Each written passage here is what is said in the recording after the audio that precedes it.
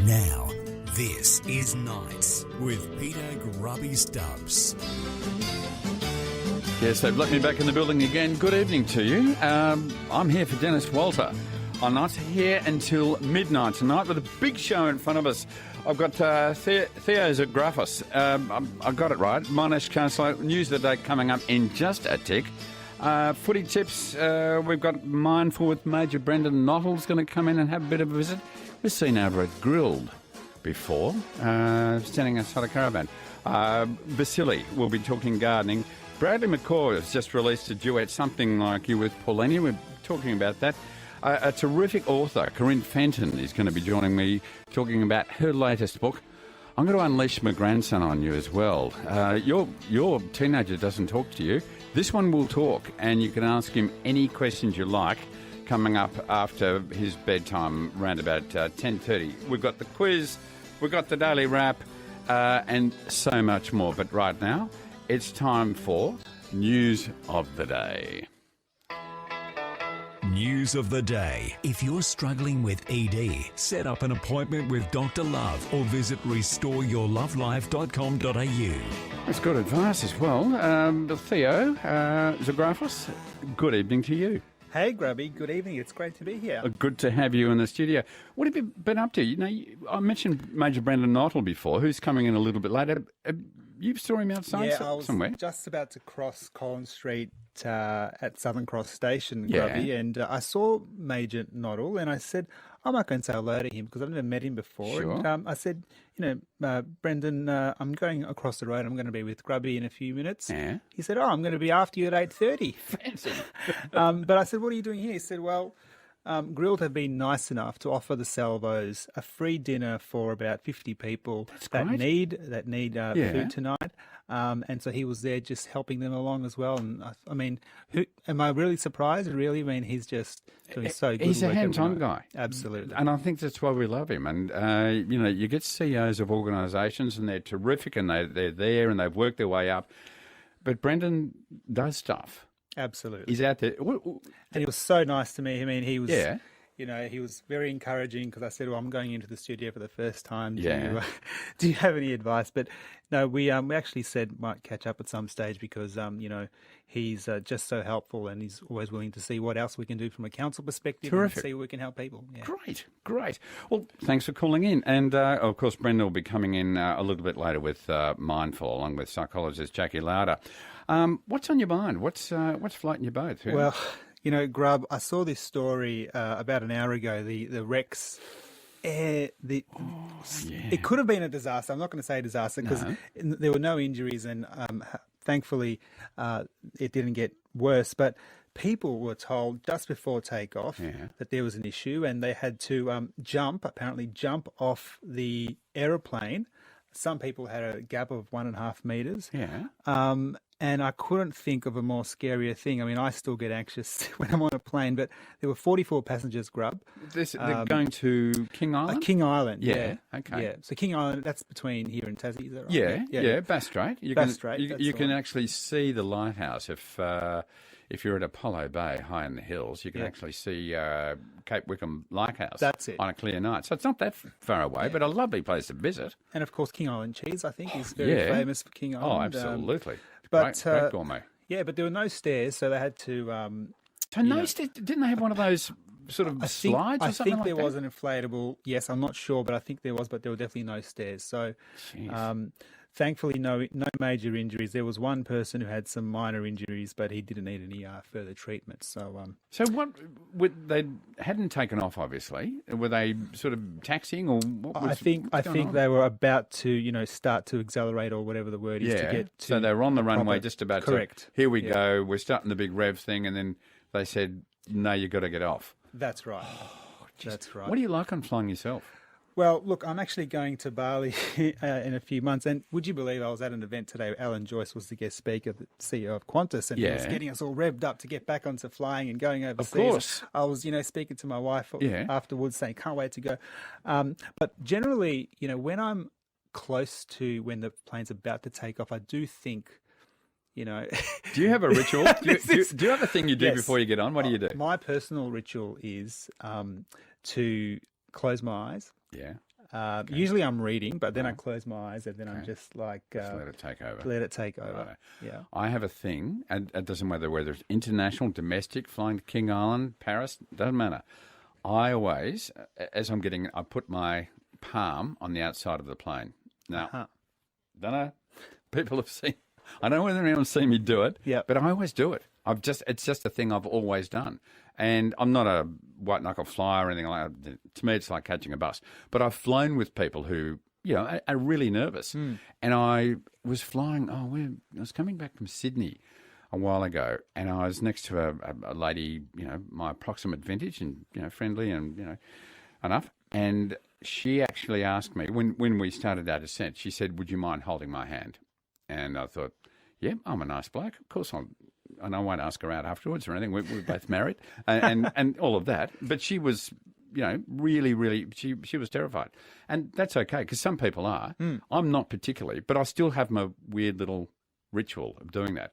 Have you ever been in a plane that's something like, I'd love to take calls on this, 133693. Have you ever been in a plane where at some stage they've said, sorry, you've all got to get out now, something's happened? Has anything ever happened to you, Theo, when you've been flying? Not on a plane, Grubby. On a speedboat, yes, but not on a plane. Yeah. So thankfully it's been all good. I guess there are people that I can see aren't as well-travelled, I guess, when they're on a plane. So I've had that over the years. Yeah. It's something similar. I've never been asked to hold anyone's hand. Probably never Maybe for any reason. Maybe I was just lucky. Yep, absolutely.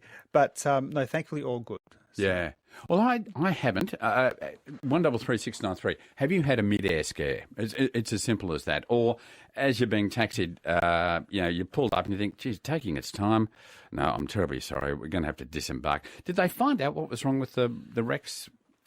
I don't believe it's been reported yet, Robbie, publicly. So, definitely we'll probably know in the next few days. Yeah, I think the worst one I ever had, it was 737 years ago.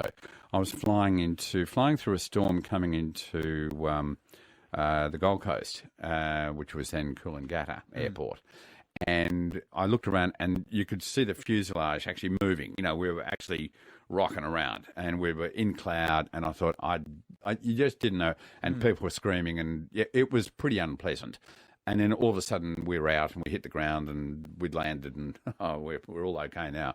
But that was the nearest. Yep. But because you're up there, aren't you? And look, we've got a fantastic safety record here in Australia. And I always think when things like this happen, good thing it did happen. You'd rather it happen on the ground. Absolutely.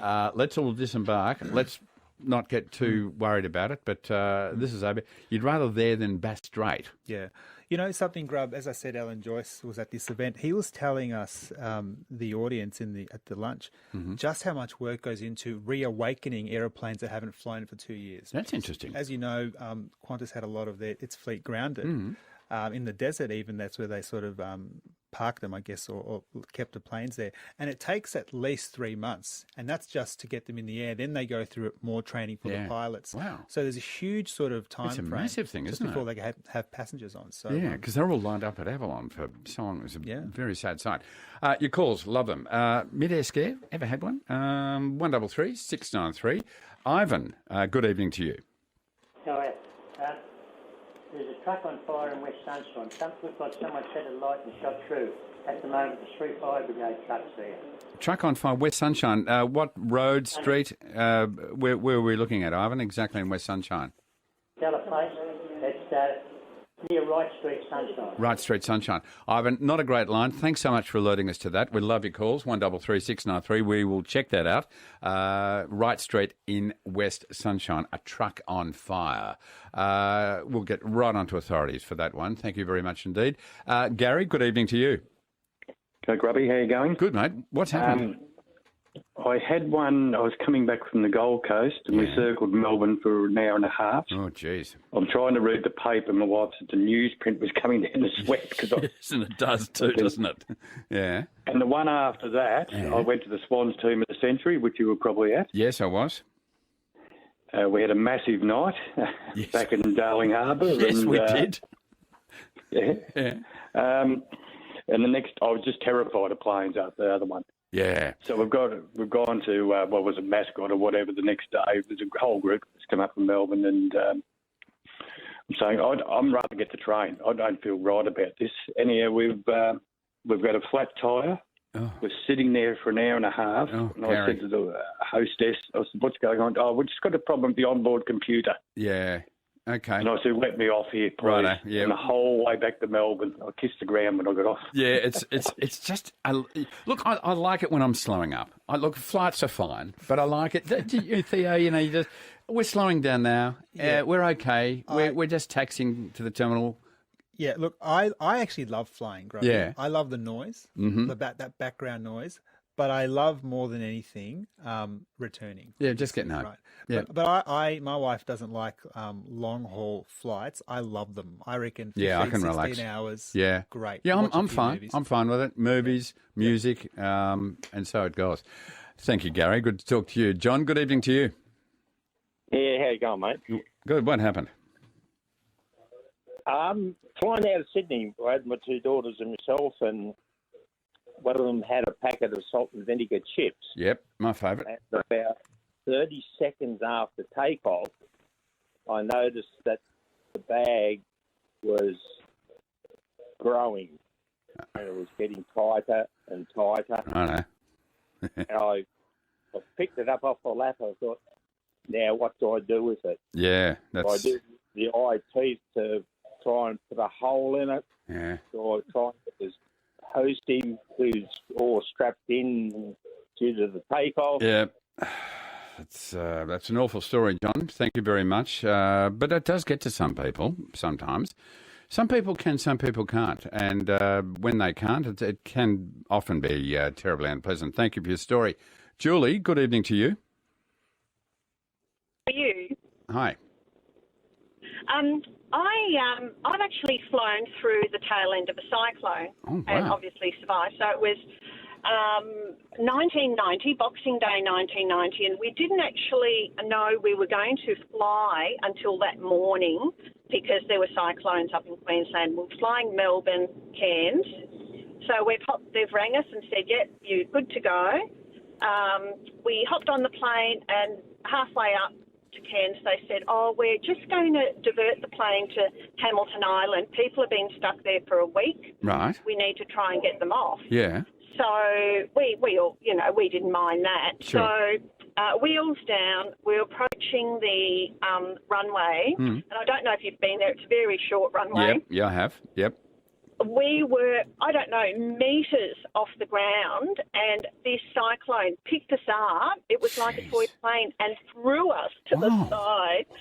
And I've never heard engines roar like that. Oh, so Julie. we, we just went up like a rocket. Oh, It just roared. Theo up and I like are a sort of rocket. breaking out And you into could a hear sweat it. hearing this. Oh, You jeez. could hear a pin drop. Everybody just went, there was no screaming. Yeah. Everybody went totally silent. Wow. That is a scary story.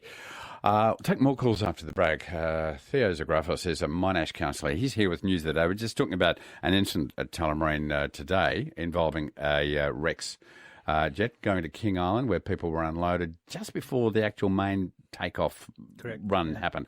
Which, hey, I still look at it and think, inconvenient, but a good thing. Absolutely. Rather than later. Scary flights, mid-air scares. Your calls, 133 693, right here on 3AW Nights. 3AW. Peter Grubby Stubbs until midnight. Talking number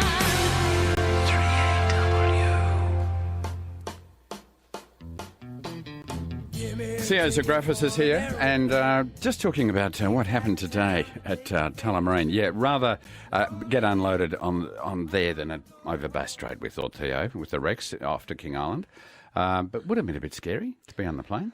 Absolutely. And even though there were only 44 passengers, Grub, I reckon all 44 would have thought the worst for a split second. Thankfully, it didn't get to that. As you do. Absolutely. Mid-air scares, 133 693. Hello, Jace.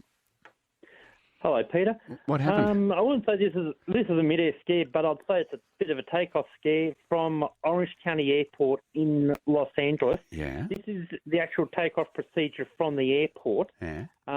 The plane has to go to the end of the runway, and the brakes are put on. Oh, yeah. No, don't like it. spooled up to 98%, Yeah. and then the brake is released, and you literally, it's like being shot out of a gun down the runway. Yeah. Then they will get the plane slightly up off the runway and pull the yoke back until you're climbing at about 20 degrees, which is double what you normally take off at. Then we get to the freeway. They reduce the engine power down to about 60% and drop the nose. Okay. Now, Theo, you said you close your eyes. Would your eyes still be closed at this stage? No, it's only for that Okay. sort of going just off the ground or just landing from the air. Yeah. Oh, Jason, that is, I hear what you're saying. That would be terrifying. Thank you. Marie, good evening to you. Hi, Grabby. What happened? Oh, my story, it happened many years ago. I was flying out of Atlanta and to Los Angeles, and we got an hour into the air, and they started moving everyone out of the middle section of the plane. It was low season, so there were plenty of spare seats, so people were put up into first class and way down the back of the plane, and what had happened was one of the windows, the pane of glass, had cracked. Wow. And broken, and they were concerned that, of course, if that went properly and the outside window went, it would all be checked out or something. Yeah, exactly. Did someone stagger down the aisle with some gaffer tape or something? No, they didn't. They didn't go anywhere near it. In fact, my aisle was the only aisle that wasn't moved. It was the first aisle. Yeah. Right kind of opposite me, actually. And so they strapped all the hosties and hostesses in, and one of them was shaking, and I was only in my 20s at the time, and that's when I realised that we were in a bit of trouble. Oh, gee. So they had to turn the plane around, and we went back to Atlanta and landed. Yeah, and when you landed safely and just taxied to the airport, you thought, okay, that's passed. That's not going to happen again soon. Nice one. Thank you, Marie. Peter, good evening to you.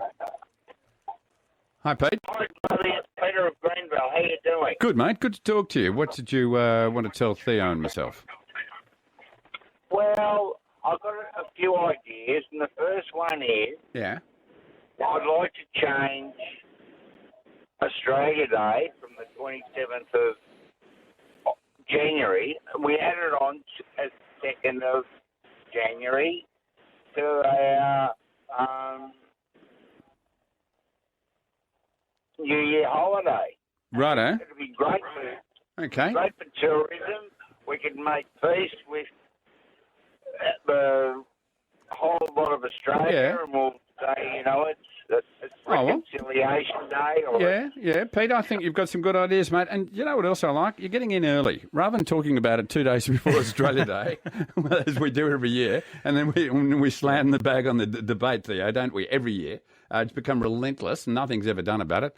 Pete's come up with an idea at this time of the year that we could maybe workshop for a few months. So, Peter, thank you very much for your call. Theo, you must get really sick of Australia Day debates because it's an annual thing now, isn't it? It's come into the council chamber at least 3 times in the last 5 years, Grub, for people that want Monash to change the way it conducts its Australia Day ceremonies and other reasons. But I disagree with Peter. I think it serves us well as it currently stands. Having said that, I'm sure the debate will continue. And will forever. Yeah. It's become part of our summer tradition.